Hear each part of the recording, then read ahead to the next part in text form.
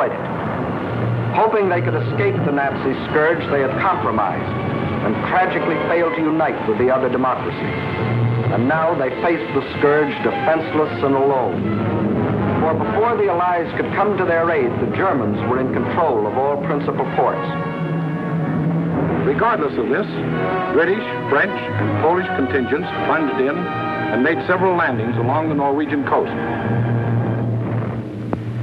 They landed forces north and south of Trondheim and attempted an encircling movement on the city under constant, heavy, and almost entirely unopposed air attack.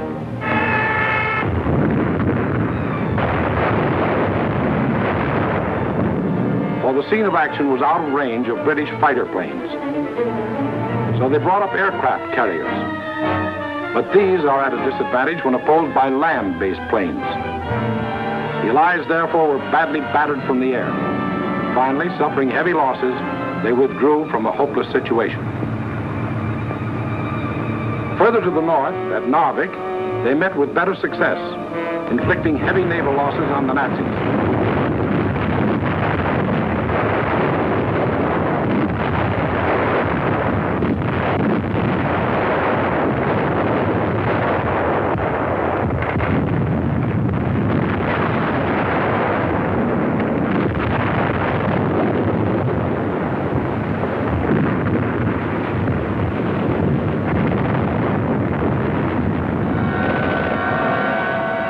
Landings and held the town for nearly 2 months.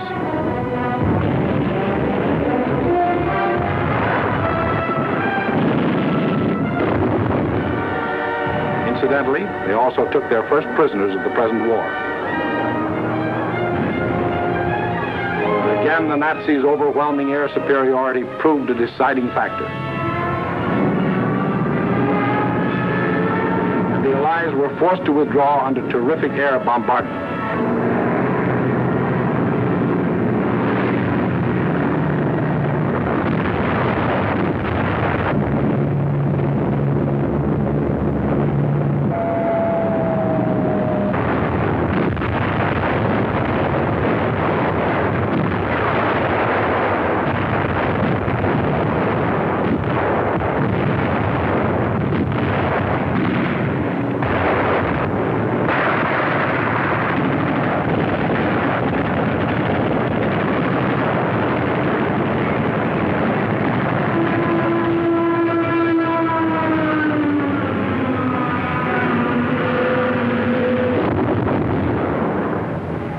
Loyal Norwegians were left with their Quislings, their ruins, their dead. Even though 6 months before Hitler had said, Germany never had any conflict with the northern states and has none today. The Norwegians will not forget. And Hitler had another victory. He had hijacked 2 more countries. The world wondered and sometimes marveled at this man's efficiency. Gangster Dillinger was efficient too.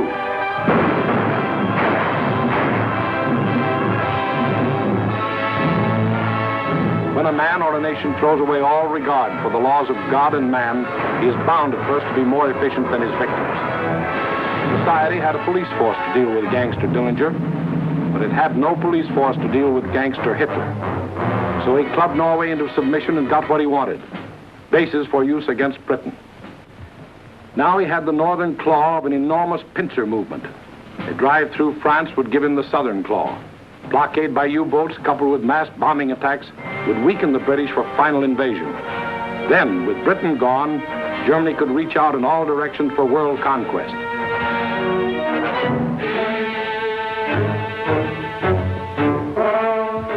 His next move must obviously be through France to get his southern claw. Through France. How was she to face the onslaught?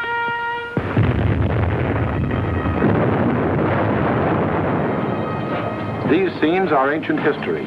They occurred in 1914. The German armies, without warning, had smashed across neutral Belgium, invaded France, reached the River Marne only a few miles from Paris. Out of the French capital poured the French reserves, riding out to battle the enemy in every vehicle that could move. famous taxicab army. Note well, it was riding out to battle. In the center of the French line stood the 9th French Army, commanded by a then comparatively unknown general. On September 5th, 1914, he is reputed to have said, "My right is driven in. My center is giving way. The situation is excellent. I attack."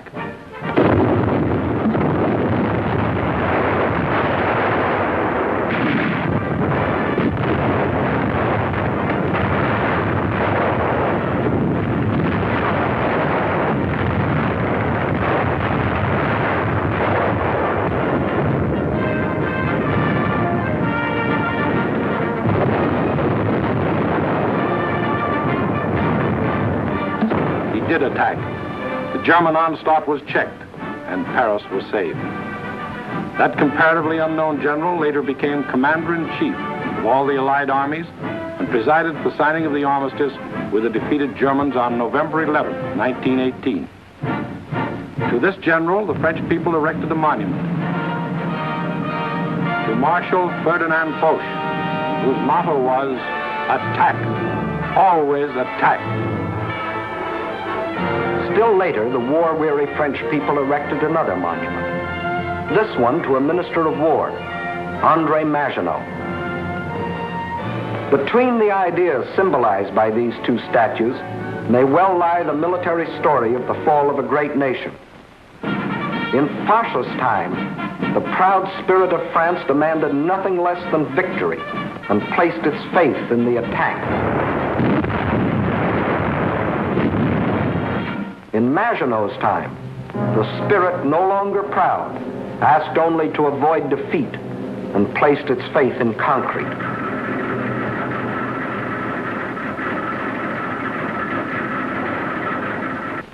So the French built the mighty chain of fortresses called the Maginot Line. These tremendous bastions were built deep into the French land. They were connected by underground passages and railways, guarding France's eastern borders facing Germany.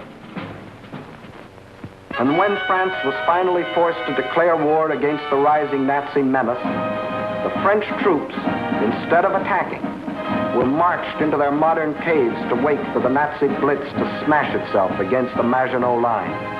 And their generals, headed by Marshal Pétain, proudly announced, "Whoever makes the first move in this war will be hurt." But Hitler didn't go near the Maginot Line. That was France's strong point. Instead, he attacked the weak point. Hitler knew that the French had tried to avoid war instead of preparing for it. That knowledge was one of his greatest weapons. He knew they had planes, but he knew they were antiquated. He knew they had tanks, but he knew they were few in number and lightly armored. But most important of all, he knew that France had become a cynical and disillusioned nation. What made this change in the French spirit? In the first place, between 1914 and 1918, the French suffered more than 6 million casualties in the heroic defense of their land against German invasion. The flower of an entire generation was lost, with its stimulus of new blood, new determination, new ideals. Secondly, the failure of the League of Nations, to which the French had pinned their hopes of peace, the corruption of many in high places, the greed of special interests, all had combined to shake the faith of the French people in their democratic ideals.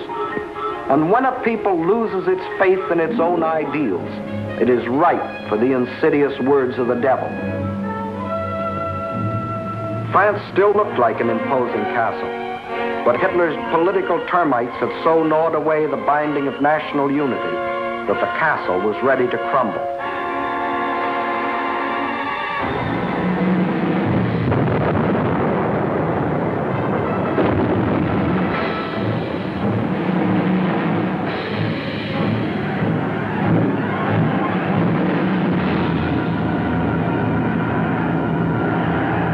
During those months of military inactivity that we called the phony war, a ceaseless barrage of German propaganda crossed the still waters of the Rhine to affect the soldiers in the Maginot Line. Why do you fight? Asked the